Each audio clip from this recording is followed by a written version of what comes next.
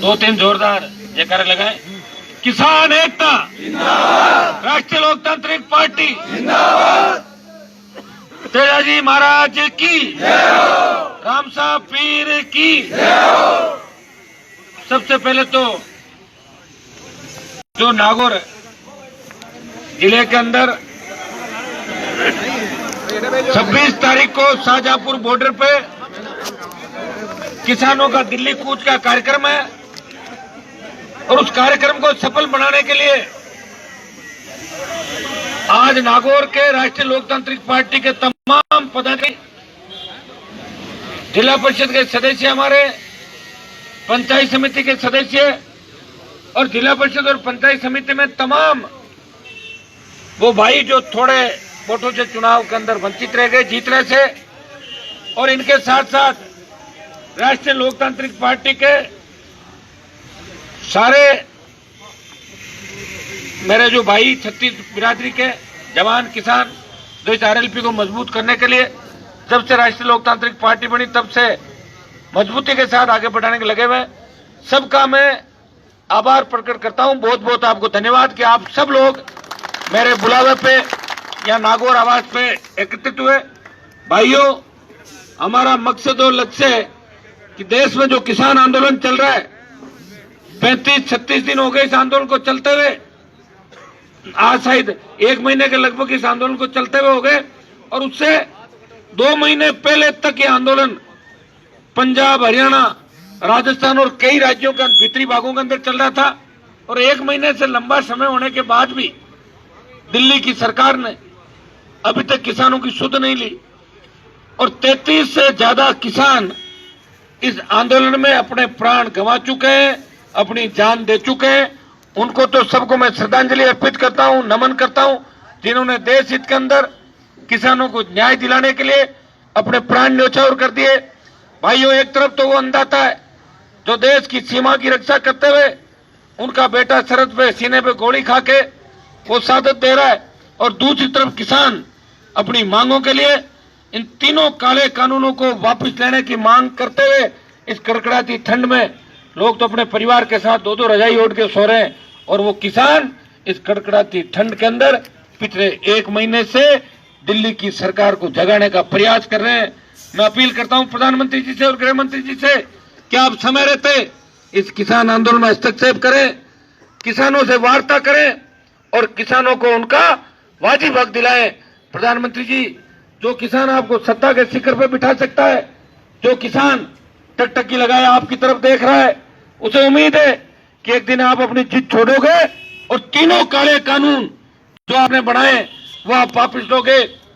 भाइयों, जब लोकसभा के अंदर काले कानून पारित हुए, जब बिल लाए गए, तब हनुमान बेनीवाल लोकसभा के अंदर नहीं था। अगर लोकसभा के अंदर होता तो निश्चित रूप से बिलों को फाड़ के फेंक देता और मैं भी उसी राह पे चलता जिस तरह पंजाब के अंदर अकाली दल एनडीए से अलग हुआ था।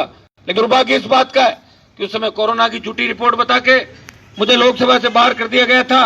लेकिन बिलों के अध्ययन के बाद, हमारे किसान संगठनों से बात के बाद हम लोगों ने पुरजोर तरीके से इस आंदोलन को समर्थन दिया, और पिछली 12 तारीख को जब पंचायत चुनाव संपन्न हुए, नहीं तो मैं पहले ही वहां पहुंच जाता, पंचायत चुनाव की वजह से हम वहां नहीं जा पाए। लेकिन 12 तारीख को 15,000 से ज्यादा जवान और किसान शाहजहांपुर बॉर्डर पर गए। हरियाणा और दिल्ली पुलिस ने हमें रोका और गृह मंत्री जी का टेलीफोन मेरे पास आया 2-3 बार कि आप कैसे ही करके एक बार इस आंदोलन को डेफर करो। मैं तो वो व्यक्ति हूँ, सच बोलता हूँ, यही बात मैंने उस दिन कही थी। हमने आंदोलन को डेफर किया, आंदोलन वापस नहीं लिया। कई लोगों को जानकारी नहीं है तो सोशल मीडिया पे डाल रहे थे कि हनुमान जी तो आंदोलन को छोड़ के आ गए। छोड़ के नहीं आ गया, आंदोलन करने के लिए बॉर्डर पे गया। नेता तो बहुत है राजस्थान के अंदर, कितने गए बॉर्डर पे, नाम बताओ मुझे उनका। और अगर कोई गया भी है और 4 आदमियों को लेके बैठा तो उससे क्या फर्क पड़ रहा है? कोई मैसेज थोड़ी जा रहा है दिल्ली के अंदर। ऐसे कोई आदमी अपनी गाड़ी ले गाड़ी में सो जाए रजाई लेके तो उससे सरकार थोड़ी जगेगी। वो तो हनुमान बेनीवाल की हुंकारी थी 15,000 लोगों की कि दिल्ली हिल गई। और ये बात हुई कि आप हमें समय दो। भाइयों, जब 7 दिन का समय पूरा हो गया 3-4 दिन पहले, तब हमने जयपुर के अंदर आप सब लोगों को एकत्रित किया और आप सबकी मंशा थी कि 5-6 दिन का टाइम लेकर दिल्ली कूच किया जाए। हमने आह्वान किया लोकसभा की तीनों कमेटियों से, जो प्रमुख समितियां थी, उनसे मैंने अपना त्याग पत्र दिया, इस्तीफा दिया और हम सब ने ये कहा कि 2 लाख लोग 26 तारीख को दिल्ली कूच करेंगे। तब आप सब लोगों ने एक ही बात कही थी, हम तन मन धन से इस किसान कौम को जिंदा रखने के लिए, किसानों की जय जयकार कराने के लिए, तीनों काले कानून वापस कराने के लिए दिल्ली चलेंगे। भाइयों, गांव-गांव तो मैं जा नहीं सकता क्योंकि समय बहुत कम है। 2 दिन बाद 26 तारीख है और नागौर के अंदर, पूरे जिले के अंदर आज मैं यहीं से आपको मैसेज दे रहा हूं। तो नौजवान सोशल मीडिया के माध्यम से सुन रहे हैं, प्रिंट मीडिया, इलेक्ट्रॉनिक मीडिया के माध्यम से जिनको जानकारी मिलेगी, तमाम 200 विधानसभा क्षेत्रों से आपको ज्यादा से ज्यादा तादाद में कम से कम 25 से 30 हजार लोग नागौर जिले से जब शाहजहांपुर बॉर्डर जाएंगे तब जाके संख्या 2 लाख लोगों की। इस चीज का ध्यान रखना। ये नहीं कि अपन नागौर से 500 जाए उम्मीद करेंगे 2 लाख हो जाए, तो नहीं होगा, क्योंकि राष्ट्रीय लोकतांत्रिक पार्टी की मजबूती अभी सबसे ज्यादा नागौर के अंदर है। 2 विधायक नागौर से और तीसरा जोधपुर जिले के भोपालगढ़ से, तो उनकी सबसे ज्यादा जिम्मेदारी बनती है। हाँ, ये सही है कि हमारी दूरी ज्यादा है, तो मैं आपको आह्वान करता हूं कि जितने भी हमारे पास व्हीकल है खुद के, उस दिन तेल खुद को ही भराना, आपको ध्यान रखना। ओडीओ को नहीं कोई पर्ची मिली तेल वाली, और बसों की व्यवस्था जितने हम हमारे लेवल पे कर सकें बात करेंगे सब लोग। हम कोशिश करेंगे कि आम आदमी को तकलीफ नहीं हो, लेकिन जहाँ नहीं हो तो हमें सबको जिम्मेदारी लेनी पड़ेगी कि प्रत्येक इलाके से बसें भी गांव-गांव से शाहजहांपुर बॉर्डर जाए, बैनर लगा हुआ हो, किसान आंदोलन का, राष्ट्रीय लोकतांत्रिक पार्टी का झंडा हो, किसानों का झंडा साथ में हो, तभी ये मैसेज जाएगा दिल्ली के अंदर कि आरएलपी पार्टी ने 2 लाख का कहा और 2 लाख जवान किसान दिल्ली की ओर कूच कर रहे हैं। भाइयों, आर पार की लड़ाई है। अगर इस लड़ाई के अंदर कमजोर पड़ गए तो दोबारा किसान आंदोलन नहीं कर पाएंगे। हमने कई आरक्षण आंदोलन देखे, प्रदेश के अंदर गुर्जरों का बहुत बड़ा आरक्षण आंदोलन हुआ, बेहतर गुर्जरों ने सादत दी, दिल्ली को हिला दिया। और हरियाणा का जाट आरक्षण आंदोलन, जहां मिलिट्री को भगा दिया और जाट समाज के बच्चों ने सीने पे गोलियां खा के इस समाज को बचाने का प्रयास किया। गुर्जर समाज ने राजस्थान से देश को दिशा दी। बहुत बड़ा नुकसान दोनों समाजों को हुआ, लेकिन इतिहास बन गया कि ये चाहे जो कर सकते हैं, लड़ सकते हैं। इस किसान आंदोलन में एक बार चौधरी महेंद्र सिंह टिकैत ने दिल्ली को घेरा था और 2 लाख लोग लेकर दिल्ली में घुस गए थे।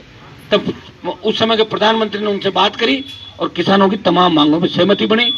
इस आंदोलन के अंदर भी अगर किसानों की हार हो गई तो दोबारा किसान आंदोलन नहीं कर पाएगा। इस चीज का अच्छी तरीके से आप ध्यान रखना। इसमें किसानों की जीत आवश्यक है।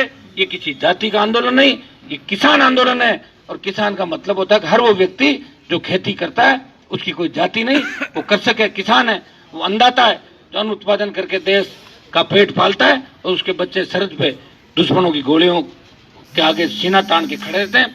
भाइयों, उठो, जागो, अपने अधिकार के लिए ललकार भरो, हुंकार भरो। आपको शायद कई लोग ये भी कहते होंगे कि हनुमान जी को क्या हो गया, कई बच्चे लिख रहे हैं सोशल मीडिया, मैं क्या करूं, मेरे भाग्य में तो लड़ना ही लिखा है, मुझे तो लड़ाई के बिना मामला बैठेगा ही नहीं। थोड़े दिन दिल्ली में जाके एनडीए के साथ हुआ, किसान आंदोलन आ गया।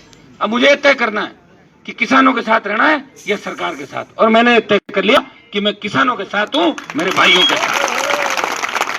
राजस्थान के अंदर भी आपने देखा होगा कई बार मंत्री पदों को ठोकर मारी। लोग तो सरपंच प्रधान बन के भी अपने आप को हवा में उड़ाने लग जाते, पता नहीं क्या बन गया, क्या पद मिल गया। मैं पदों को ठोकर मारूं, मंत्री पदों को ठोकर मार के आपकी सेवा, समर्पण और त्याग करने का उदाहरण हर कोई देश में देता है कि हनुमान बेनीवाल ने किसानों का आशीर्वाद से एक पार्टी बनाई। एनडीए में खुद एमपी है, 3 आरएलपी के विधायक है। और राजस्थान में भारतीय जनता पार्टी विपक्षी भूमिका नहीं निभा रही है। अगर कोई विपक्ष की भूमिका निभा रहा है तो राष्ट्रीय लोकतांत्रिक पार्टी, चाहे परिवहन घोटाला हो, प्रताप सिंह खचरे लड़ाई लड़ी तो भारतीय जनता पार्टी नहीं लड़ी। मेरे तीनों विधायकों ने विधानसभा के अंदर और सड़क पर हनुमान बेनीवाल ने कहा कि परिवहन घोटाले की सीबीआई जांच हो। जांच कहां से होती? उसने 100 गहलोत के पैर पकड़ लिए जाके। तो भाइयों, जांचें ऐसे नहीं होती, ये अदला बदली का खेल चल रहा है। वसुंधरा गहलोत का गठबंधन राजस्थान के अंदर चल रहा है। इस गठबंधन को तोड़ने के लिए अब कोई लोग अवतार नहीं लेंगे। आपको होशियार होना पड़ेगा, समझना होगा, सोचना होगा। पंचायत चुनाव अपना काम, लड़ाई लड़ना है। ये वही जिला है जहाँ दूसरे नेताओं के नाम से दस्तखत उनके चलते थे, लोग देखते थे कि भाई उस गांव के वो नेता है। एक यही जिला है जहाँ आप कितने नए नेता तैयार हो गए, कितने वक्ता तैयार हो गए। आज मैं दिशा की बैठक कितना देख रहा था, कितने नए जो सरपंच थे, कितनी हमारी छोटी बहन है जो बढ़ चढ़ के सवाल दाग रही थी सरकार पे। तो कहीं न कहीं आपको जगाने का प्रयास तो कर ही रहा हूं। जब मैं बीजेपी के अंदर हुआ करता था पुराने जमाने में, तब 50,000 की 1 लाख की रैली होती, कभी अटल बिहारी जी वाजपेयी आते, कभी और आते, तो हम बहुत दूर खड़े रहते थे, देखते थे कि इस मंच पे हमें भी कभी बोलने का मौका मिलेगा। और एक समय बदला और वो 50,000 की भीड़ 5 लाख के अंदर परिवर्तित हुई। और उस मंच पे हनुमान बेनीवाली नहीं बोला, हर किसान के बेटे को बोलने का अवसर दिया, तो पूरे राजस्थान के अंदर दिया। तो भाइयों, ये आप ताकत मेहनत का ही परिणाम है। मैं तो हिम्मत के साथ लड़ाई लड़ रहा हूँ, प्रयास कर रहा हूँ। भगवान का आशीर्वाद है कि हर बड़ी से बड़ी लड़ाई लड़ने के लिए मेरे पास जब भी मौका मिलता है तो मैं उससे छोड़ता नहीं, और प्रयास यही करता हूँ कि किसानों का मान सम्मान देश में बना रहे, प्रदेश के अंदर बना रहे। हमें तो दिल्ली की लड़ाई के बाद अभी राजस्थान में भी लड़ाई लड़नी है। 2 लड़ाई, बिजली के जो 1,900 रुपए मिलते थे, जो अभी आज आपने पढ़ा होगा, वो भी खत्म कर दी। बेरोजगारी भत्ता भी चालू नहीं किया, और 10 दिन